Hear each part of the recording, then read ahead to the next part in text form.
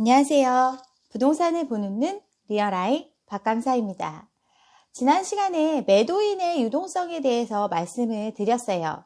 매도인 중에서 집을 직접 지어서 공급하는 1급 매도인이나 대량의 집을 가지고 있는 2급 매도인들은 유동성을 확보했고 그들은 정말 많은 유동성을 가지고 있습니다. 그렇지만 소수의 1, 2급 매도인들 말고 3급의 매도인들은 유동성을 확보한 경우도 있고 그렇지 않은 경우도 많이 있습니다. 이들이 유동성을 확보하려면 매수인들이 유동성을 가지고 있어야 가능한 일이에요. 거래를 통해서 매수인들의 유동성을 넘겨받아야 유동성을 확보할 수 있습니다. 사줄 사람이 있어야 된다는 뜻이죠. 그러면 매수인들은 유동성을 가지고 있을까요? 부동산 가지고 있는 사람들 중에서 10명 중 6명은 안 판다고 하죠. 더 아파트 값이 오를 거라서 안 팔고 버틴다고 하는데 지금 팔려고 내는 매물들도 안 팔리고 있어요. 사줄 사람이 있어야 팔리는 건데 안 팔리고 있죠.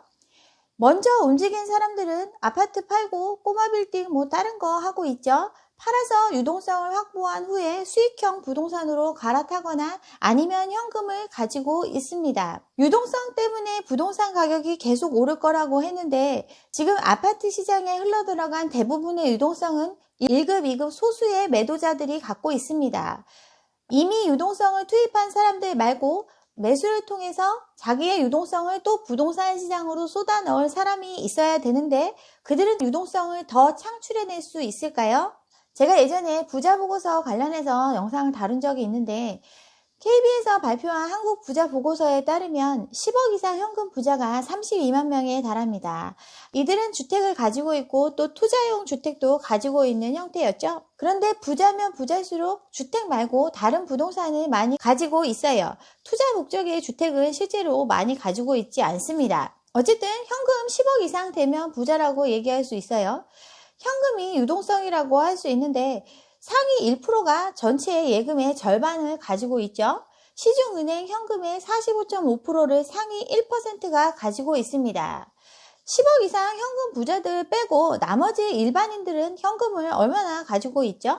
1억 이상 5억 미만 가지고 있는 사람이 66만 명 정도 되고 5억 이상 10억 미만 가지고 있는 사람이 3만 6천 명 정도 돼요. 이만큼 현금이 있는 사람들도 거의 주택을 가지고 있을 가능성이 굉장히 높죠? 그들 중에서 아직 집을 갖고 있지 않은 사람들이 매수인이라고 볼 수 있습니다. 매수인은 둘로 나눌 수가 있어요. 실거주 목적으로 매수를 하는 사람 아니면 갭을 끼고 투자 목적으로 매수를 하는 사람으로 나눌 수 있겠죠.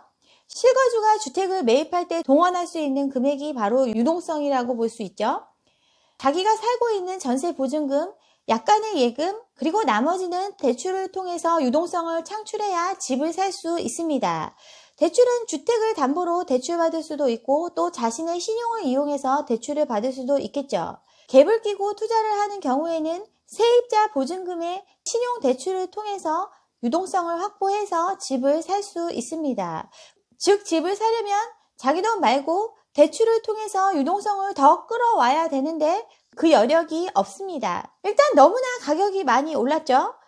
기존에 깔고 있던 전세금과 대출을 통해서 집을 사야 되는데 17년도만 해도 전세 보증금이 9억 이하가 95%에 달했죠. 그 중에 4억 이하가 60% 가까이 됩니다. 즉 자기가 갖고 있는 자기 자본이 이 정도밖에 안 되는 거죠. 그런데 서울 집값은 평균 10억이 넘었다고 하죠.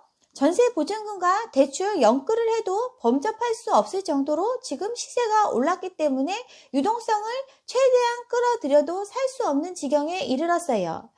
그리고 그 유동성을 끌어내는 길도 막혔습니다. 15억 초과 아파트 대출이 전면 금지가 되고 그래도 풍선 효과 운운하면서 계속 투기가 기승을 부리니까 웬만한 곳의 주담대가 금지되거나 축소되었습니다. 또 아까 전세 보증금이 바로 그 유동성 중의 일부였는데 전세자금 대출도 차단이 됐죠. 3억 넘는 집을 사면 전세 대출을 못 받기 때문에 기존의 전세 보증금이 다 자기 돈이면 모르겠지만 전세자금 대출 받은 경우에는 더 유동성이 줄어들게 되겠죠.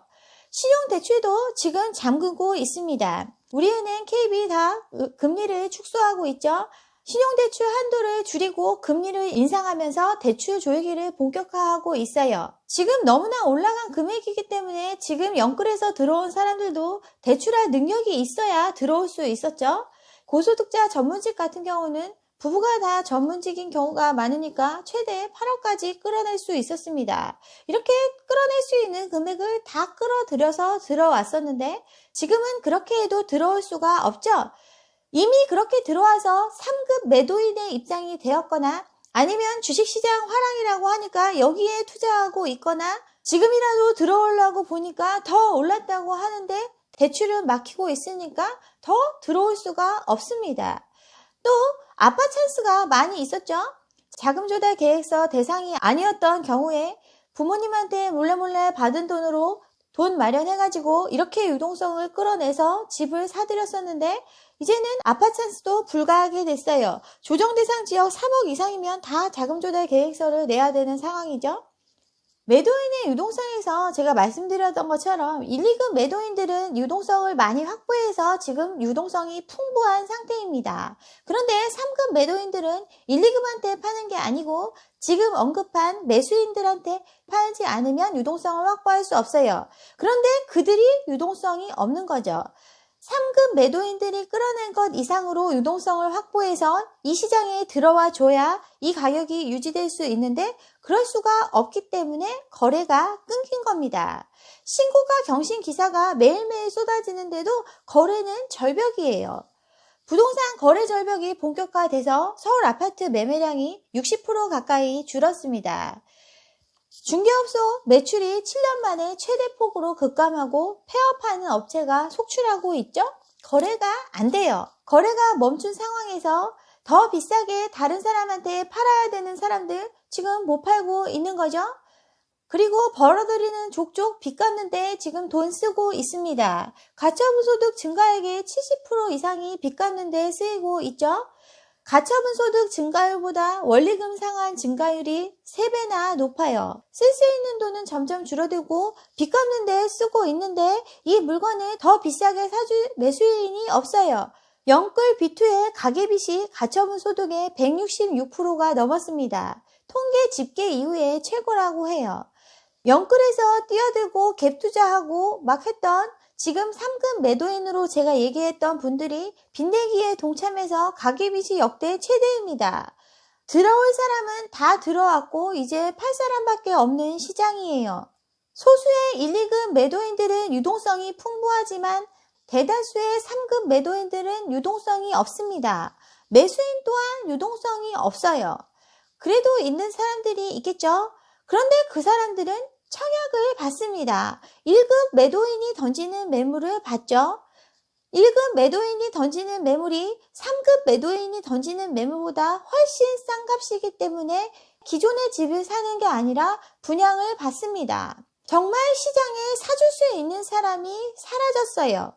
결국 부동산 상승에 대한 믿음 때문에 너도 나도 막 뛰어들었는데 부동산으로 돈 벌겠다고 다 뛰어들었는데 그 물건을 사줄 사람이 없습니다.